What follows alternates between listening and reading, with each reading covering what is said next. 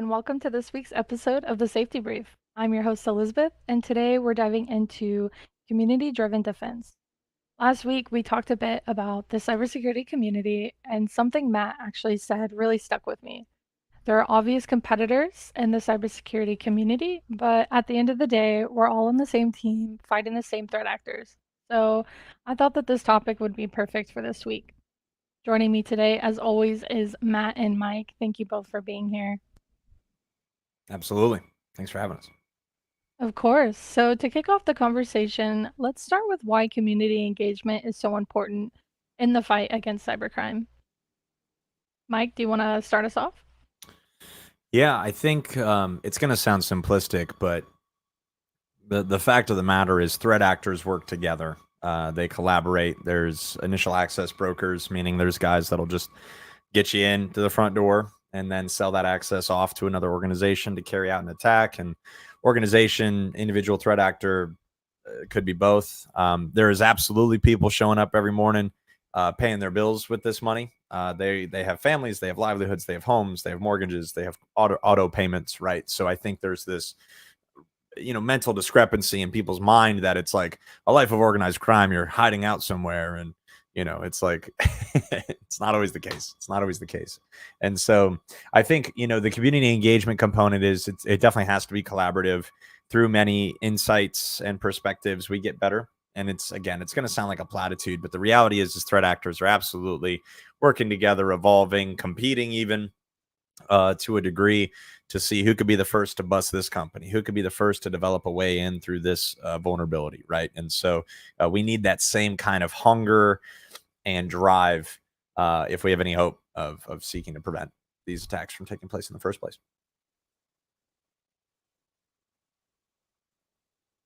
Matt, any perspective from you?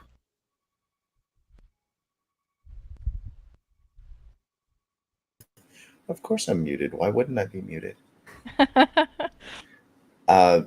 Yes, everything that Mike said is accurate. Threat actors do work together.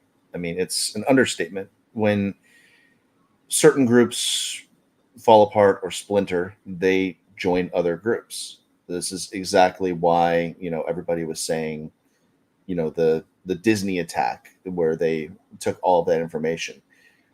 Somebody attributed it to a new group. It wasn't a new group. The group had been around for 3 years. They were just operating under other groups and then splintered off because they were Lockbit. And all of the stuff they were using was Lockbit.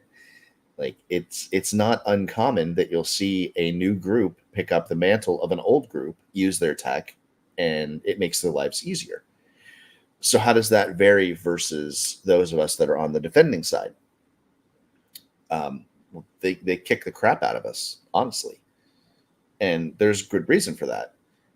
I will tell you flat out that most of the labs, most of the threat teams, most threat researchers, they only see less than a fraction of a percentage of threats that are being created. Um, I'm going to say this, and I know it's going to probably piss some people off, but you know what? I'm going to say it. When I worked at McAfee, the bulk of the threats that we received came from our customers getting screwed. It got in their environment and it wreaked havoc, and they called, and that's how the samples were found. It wasn't beforehand, it was well after everything had already been done. Now, there's complications to that. This is where the crowdsourcing comes into play. Back in those times, God, I sound like I'm old saying that, but back in those times, you didn't have all of the sources available that you do now in order to keep up with all of these threats. Mhm. So if one person sees one thing, another person may see another. You have collaborative sites that allow you to get those samples up where everybody can see them. That changes things. Still to this day, in organizations like CrowdStrike, like Sentinel One, like McAfee, they hold the information about threats they find until they're sure their program is able to prevent it. Then they release it. There is no collaboration between large companies like that because they're looking out for themselves. They feel that if, somebody else gets a scoop on them with this threat, that, they're going to look like they aren't the ones that are finding it. It doesn't matter who finds it. It matters if you prevent it. Mm-hmm. Like, that's the mindset shift that everybody needs to be focusing on. So, I mean, and this is very evident. If you go look at VirusTotal, go pull up a threat, a well-known threat. You'll find how every vendor tends to classify it with a different name. That is, it makes it impossible. Again, at McAfee, people would call in and say the FBI has, released, a threat notification about this threat. Okay. 99% of the time, we would have to tell them, do you have a sample? Because we don't know what we classified that as. So there was no communication. There was no cross correlation between companies on, what threat is actually what. The only benefit we have right now is people are starting to attribute them to APTs. So you start to know kind of what their baseline operation is based on if it is that APT or not. There's still a lot of miscategorization of that, but it's getting better-ish. But the entire reason that we have the ability to do what we do is because of literally crowdsourcing. I mean, yeah. So yeah, you have all of these lovely cute names that are being displayed, but you have things like over in China, you have what was it? Quiet Panda, Deadly Panda, Bamboo Panda. Yep. You have all of these names that are different APTs over there. And it's absolutely crazy the amount of stuff that they have. And this is just their friendly names. There's another thing that I was tracking where you can actually, it has kind of like a Google Earth type feel to it, that you can actually scroll around and little pins will pop up for different threat actors. Don't scroll over China. You no longer can see China. It just becomes a blob of red pins.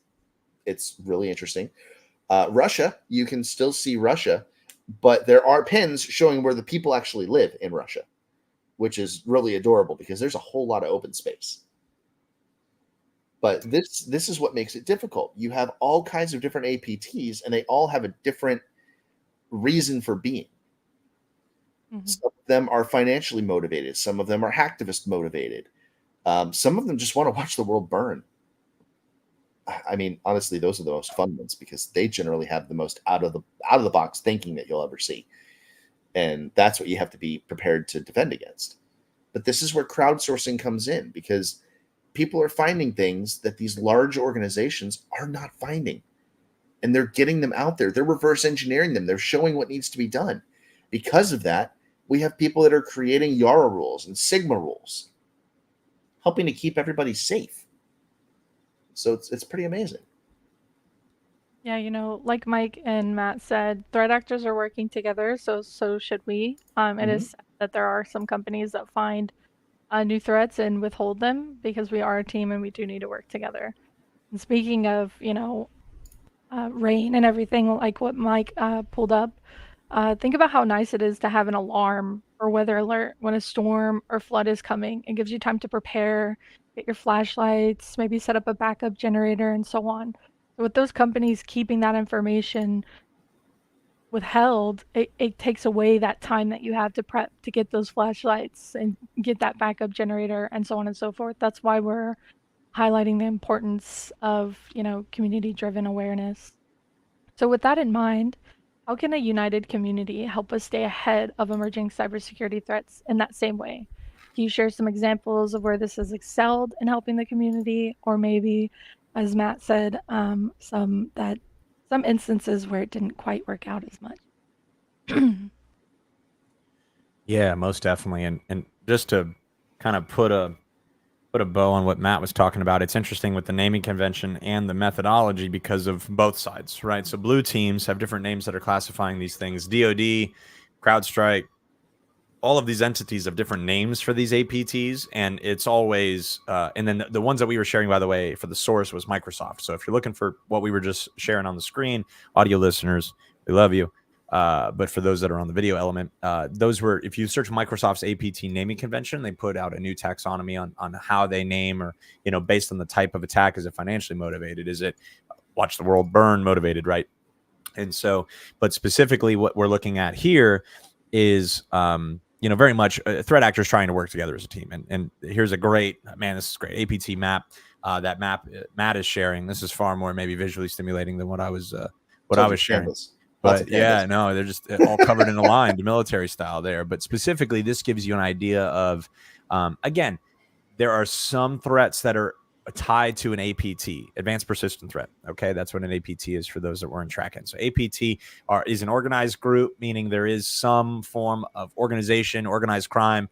This could be easily named mafiamap.com, right? Like, it's the same concept. Just take everything in the 1920s, put it all in cyber form, and now these are organized crime. And they can be very small actors. They can be 5 to 10 people in a local cell in the Congo, in South America, in the back hills of Montana, right? Anywhere, but it's any form of organization. Now, the other component here is, again, just lone standing threat actors. They may not be significant enough to get an APT name or an affiliation, but again, they still exist. And so, but again, the whole point is, if we're looking at a map like this, these are organized groups of people working collaboratively for an end goal. And so if we have any hope of stopping this, you got to fight fire with fire. Hey, I wasn't off.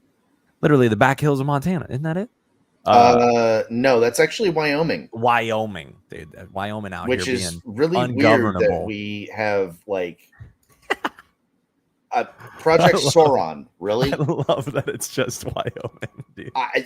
That's great. I have no words for that, but I would like. There's got to be a Florida man somewhere with a crocodile APT or something. Canada's like the nicest country in the world, dude. They have no threat actors whatsoever. They gifted us Ryan Reynolds, and they have nothing more to give us. That's all they have. For some reason, the world. Wait, that is all kinds of, dude. My map is all kinds. Maybe Santa Claus will show up on this twice a year, as an APT. But anyway, that's why.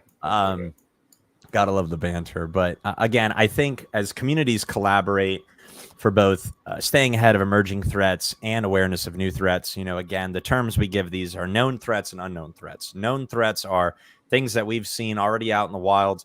One example of one thing we wield is Palo Alto Networks' wildfire service. So what wildfire does is it takes every piece of file that traverses a firewall, sandboxes it in real time. If it's never seen that file before, it'll score it, analyze it, and then if it's malicious, push that as an update every 5 minutes to every Palo in the entire world. Every firewall then is preventative against that type of threat. And so in the same way that we've automated this in the form of Palo implementations, the community needs to operate in the same way, right? The way that Blockworks does this is through threat alerts. If we see something that we've tested in sandbox and testing, like what Matt and Elizabeth do far more often than maybe I get to, I'd love to do it more often, but hey, you get one ride a week, you enjoy the ride. You enjoy the ride. There you go. So Lazarus Group, you guys are familiar with Lazarus Group. These guys were like major annoyances. Look at those other names. Other names. This is everybody that has given them a different name. Okay.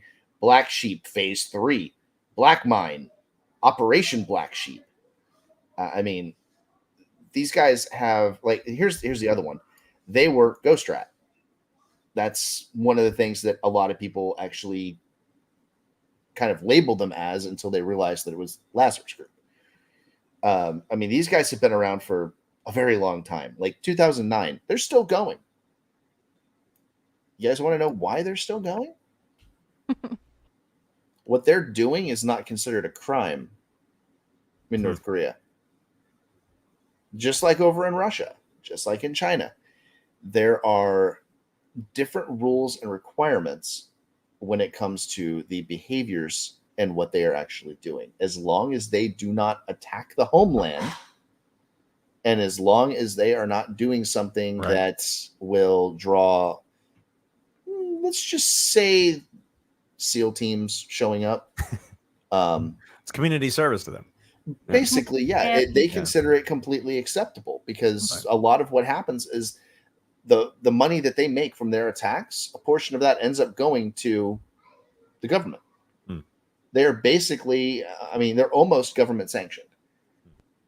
And that's what makes it really hard. There's been a lot of conversations about why don't you ever see any of these people in other countries penalized? Why would they? They're making money for their country. Right.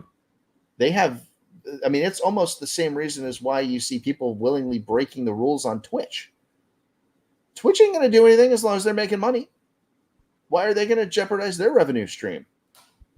Unless it's something egregious, they're just going to kind of turn a blind eye and be like, hey, we have no idea what you're talking about. As any for-profit business. Pretty most often much, yeah. Yeah. No, I love the map. What is the link? It's APT. It's on a GitHub. Oh, understood. Yeah. Understood. All right, cool. Very neat. I'll send it to you so you can play with it. But it's really fun. I just can't figure out how to get the map to not like Be sideways.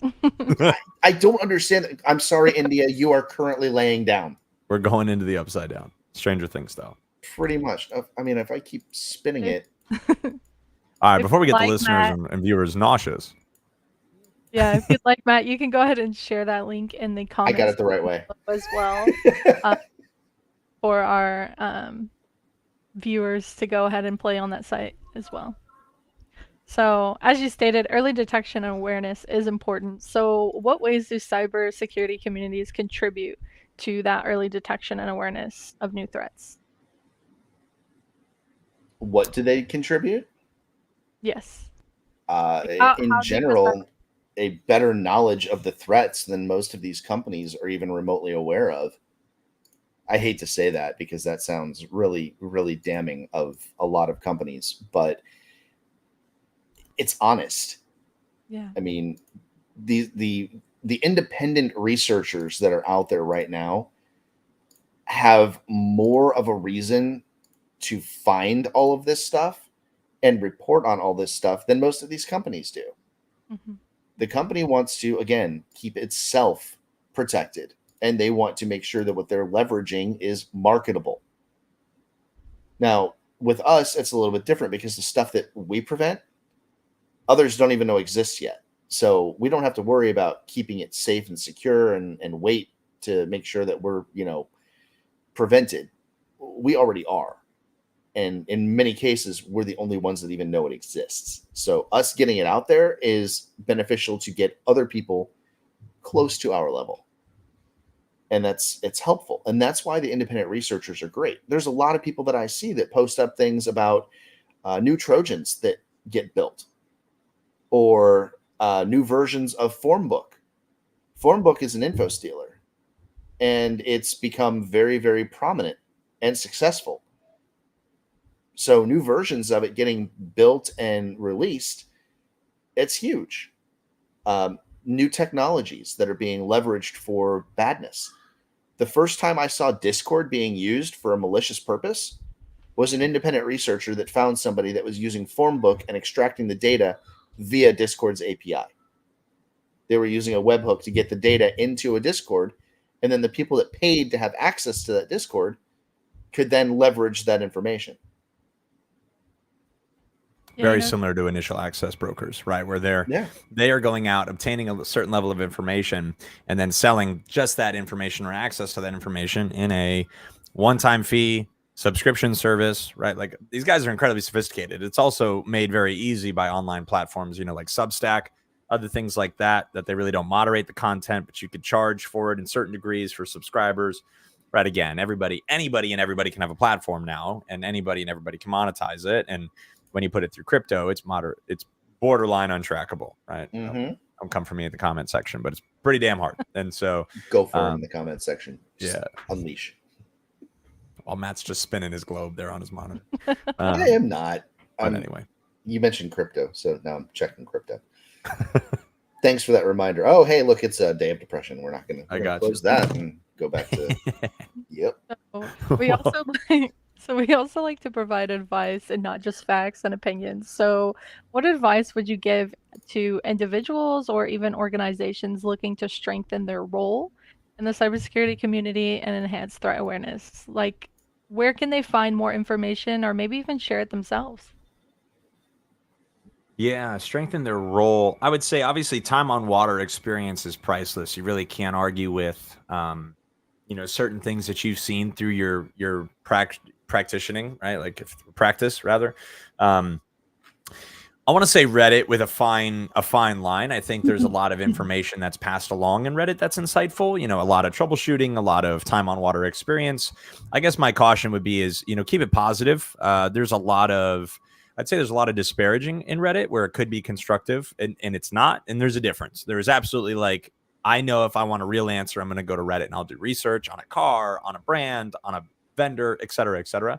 But I'd say just positively contributed to it if you're looking to contribute, obviously in a way that's constructive and experience based rather than I heard from someone this was great and I'm just going to perpetuate that, right?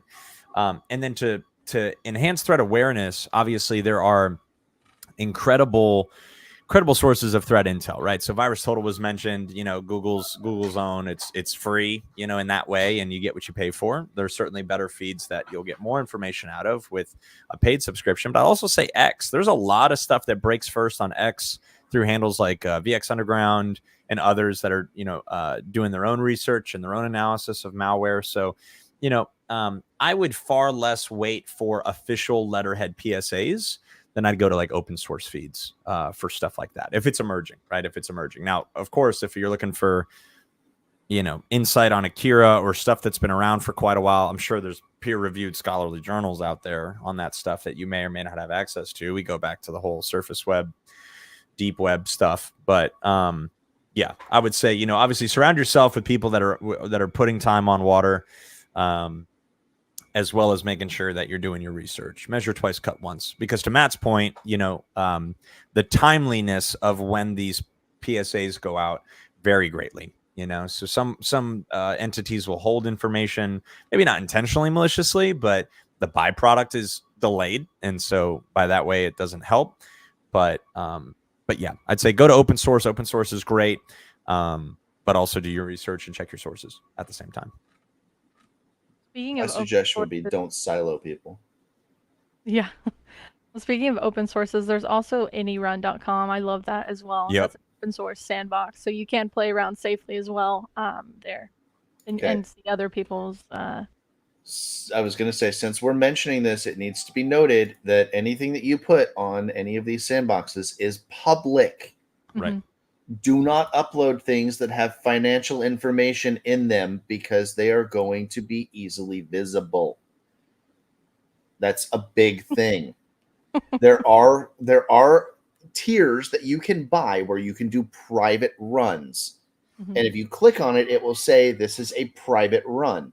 It'll still show up as, indexed as public, but it won't show you the information of what was actually run.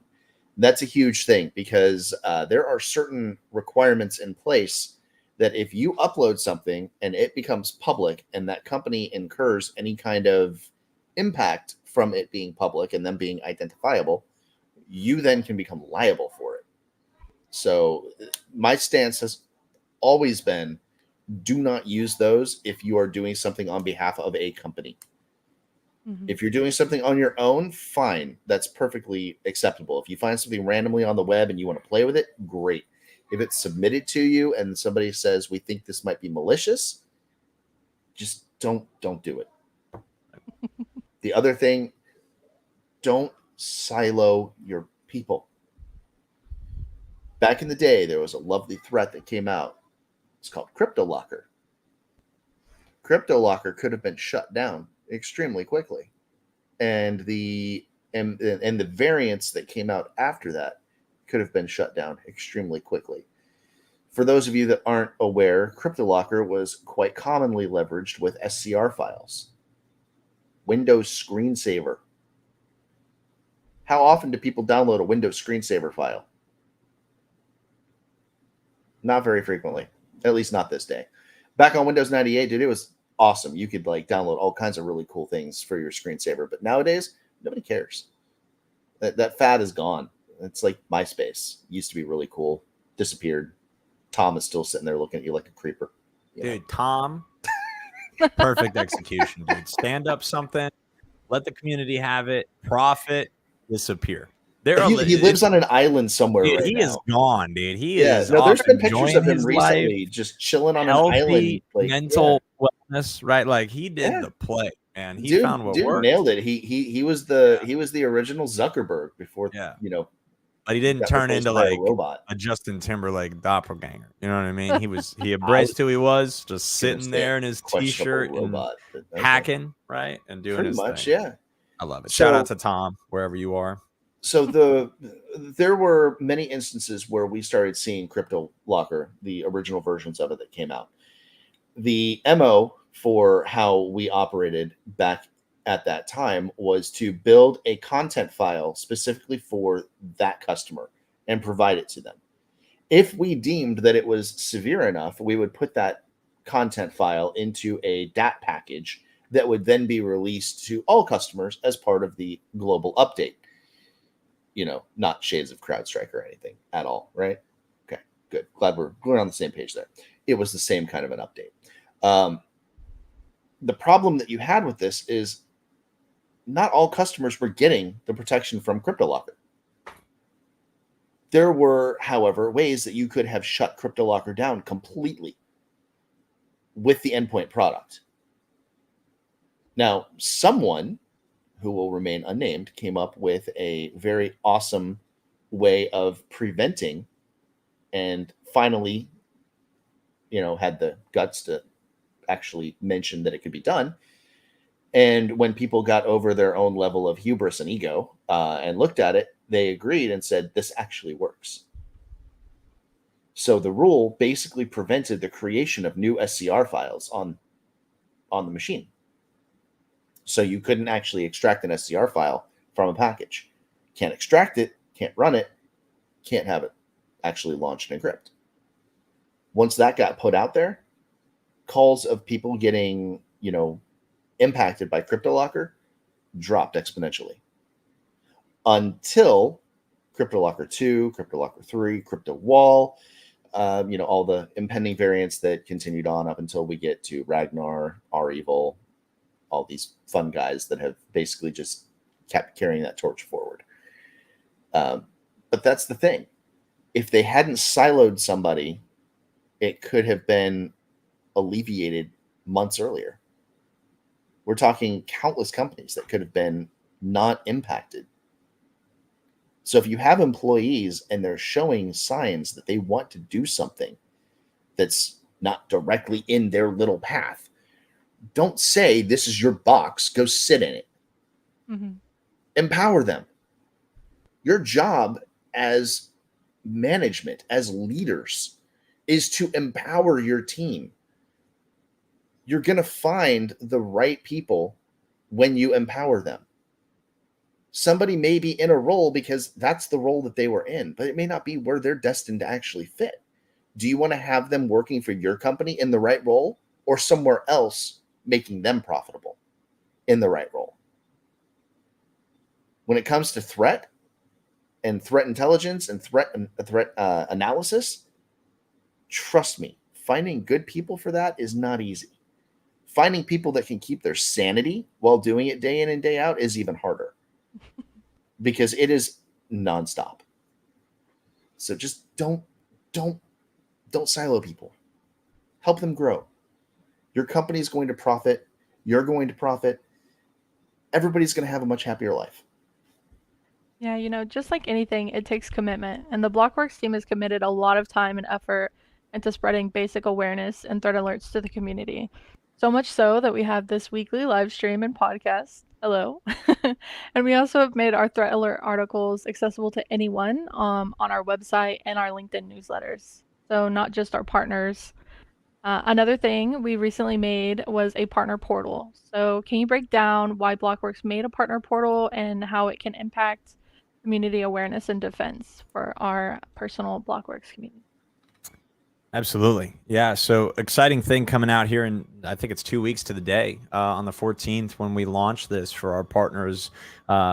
Effectively, what we've done is we've identified some gaps that our partners have in being able to communicate the message of prevention, because candidly, Blockworks is biting off a lot. Us as a team are biting off both a psyche shift and a service delivery model. And one of those is difficult to do at scale. And what do I mean by psyche shift? I mean, we have to first talk to people about pivoting to a mindset that is prevention centric and a very response ridden vertical.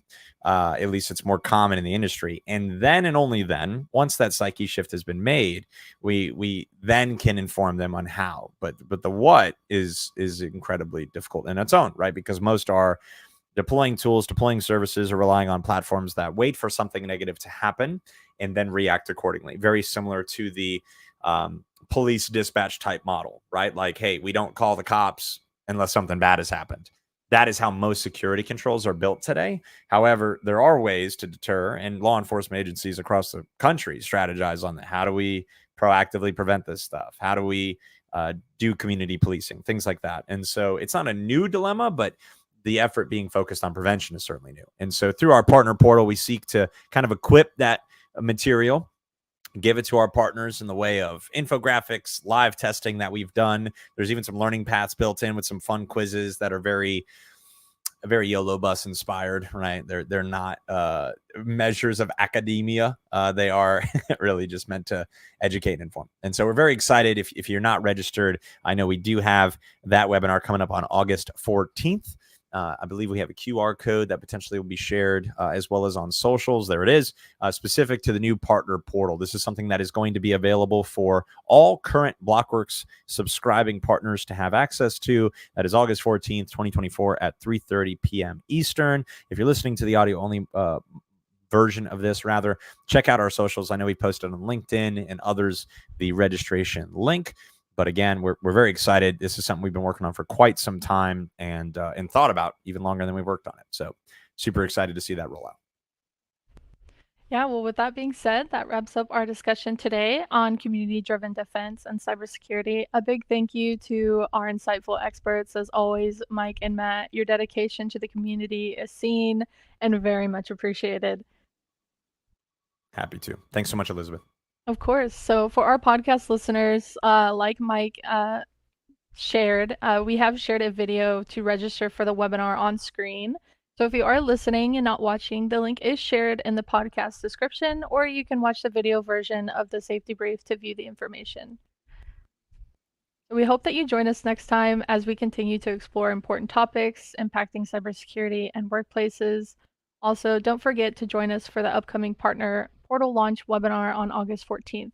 You'll get a chance to see the portal, gain access if you are a partner, and possibly win one of the first partner appreciation badges from the Blockworks community. If you are not a partner, please feel free to still join the webinar, and our team will be more than happy to share the community aspects and how to become a Blockworks partner. Until then, take care and stay frosty. Thank you so much for watching.